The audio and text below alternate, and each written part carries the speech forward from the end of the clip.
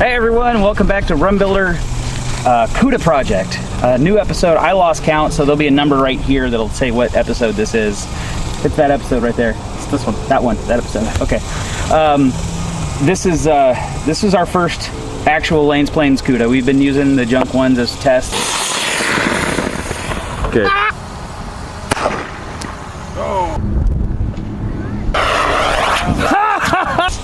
This is an F-sized rocket cuda. It's an actual Lanes Plains cuda frame, which amazingly takes the rocket engine very well. I had to do very little modifications to make this work. According to Lane, we're a little tail heavy, but that's how my other cuda flies. Oh! And it flies pretty good, so we're just gonna go with it because I don't want to add weight, because I want to go fast, and weight is slow. We're not launching this from the plane. No. We're just doing a ground test this time. Wow. I just want to make sure everything works, and I also broke the front axle of the school bus. Oh! And the mother bear is not quite finished yet. Is still exactly as not finished as it was last time. But so if you look, this is my niter tester right here. This is the thing in all the rocket videos you always see I forget at home, and I didn't forget at home. So when I flip this switch, that sends 12 volts to the, or 11.8 or whatever. Yes, roughly. Yeah, 12 volts to the rocket igniter, so I can remotely, with this, burn his face, or my own hands, or the ground, or hopefully the sky. Possibly a combination of all of those. It might, yeah. So this is an unflown cuda because it doesn't have a motor, so this is going to be our maiden flight. I was really ambitious. I brought like 6 of these F motors, and 2 F motors is like 30 bucks. So it could be a very expensive day in a good way, or a very expensive day in a bad way. Let's go find out. Ready? 3, 2, 1.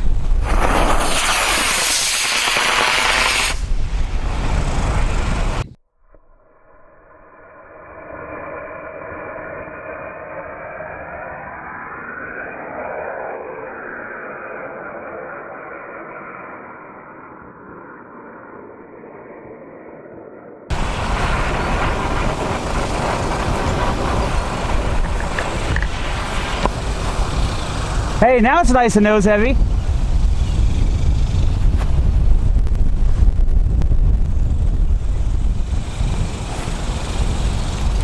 Hot dog! Safety, we make jokes about it, but it's still a thing. So we leave everything unplugged. The airplane's hot, it's live. We do not have the igniter plugged in. This is my final test here. See, that's got power, that's got not power. I'm gonna move my radio out of the way here, see? Flip that switch, and these LEDs light up. So now I'm going to stand clear, and it's time to make this thing go vroom. 1. Bang! You getting me back, huh? Yeah, absolutely. Boom! Payback's a bitch. All right. Should get nothing touching. Okay. Ready? 3, 2, 1. Oh, that's the pond. Wow. It's still burning. No, yeah. Okay, bring it nose down so it doesn't stall out. I got it. Nice. Just trying to bring it back to us. Ah, Too much wind. that was more than 3 steps. It worked! It worked! It worked! 3, 2, 1. God, Where is it? it's in the sun. I lost it. We got it. I like this smoke up there.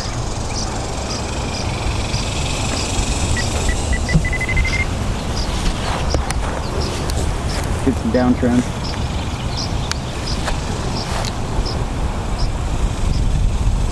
Hey, we survived! Okay, so I need to put a little bit more down trim. So here we go. Let's see if I can keep it out of the sun. 3, 2, 1. Oh wow, I had flutter. I saw that.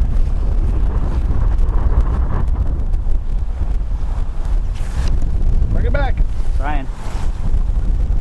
No walk of shame. shame, no walk of shame, big walk of shame. Like a mile walk of shame. Yeah, man, I kept it so low. Did you saw the flutter, right? Yeah. So we did a couple test flights. We finally got the trim dialed in. The only problem we're having now is on that last flight, you can probably see in the video if I slow-mo, is we actually had control surface flutter, Elevon flutter, on a rocket-powered CUDA, which is awesome. We're gonna probably, I don't know, should we fly it again, or should we take it back and add carbon to the tail? Is that a rhetorical question? Or? Yeah, let's go fly it again. So here we go. I've got it way down there, so hopefully it'll pass us going really, really, really fast. Let's do this. 3, 2, 1. Oh! Oh!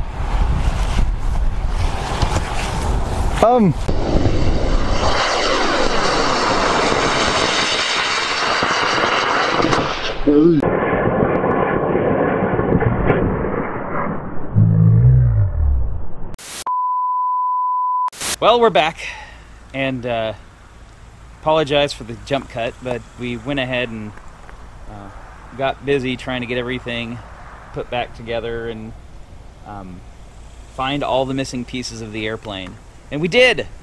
And found the front right here. Yeah, we've also found out what caused the airplane to crash, which was Adam. The front fell off. Well, because the front fell off. Yeah. Yes. It fell off in the environment. Yeah. Well, it landed out of the environment. Well, yeah, it landed out of the environment, but it fell off. We didn't do anything to the environment. No, the environment was fine. The environment is fine because we were outside of the environment. Yeah. We hit speeds that were a little more than we intended. We already put it back together too. Yeah. We did that because we wanted to see if everything was salvageable. Yeah. And there's a little bit of a line here. That's where it fell off. You can tell from the picture that we showed you. This is where it fell off. The whole front just fell off. Well, because the front fell off. The reasons why the front fell off, if our math is right, is, well, at the beginning of the whole Rocket CUDA series, we had a goal of a certain speed, right? You guys might remember that goal. We are going to attempt a 300-mile-an-hour rocket CUDA. We thought it was a pretty lofty goal, and we didn't think we'd ever get anywhere near it. We don't want to jump the gun here, but we've done a lot of math, and we think we know how fast we went today. Yeah. Adam? Well, just calculating based on the weight of this, the Newton second, or the total impulse and the max thrust of the F motors, we think we're somewhere in the 200 to 225 mile an hour range. And we think what happened was that this CUDA was not designed for that kind of speed. These things behave great, but we think that the wingtips, being leading edge forward swept, we think that the wingtips may have flexed. We were already getting flutter from the elevons, and that happened. But we think during that happening, the wingtips were flexing enough that it caused so much torque that it just ripped the nose off. The front literally fell off. So that's our estimate, is 200 to 225 based on video.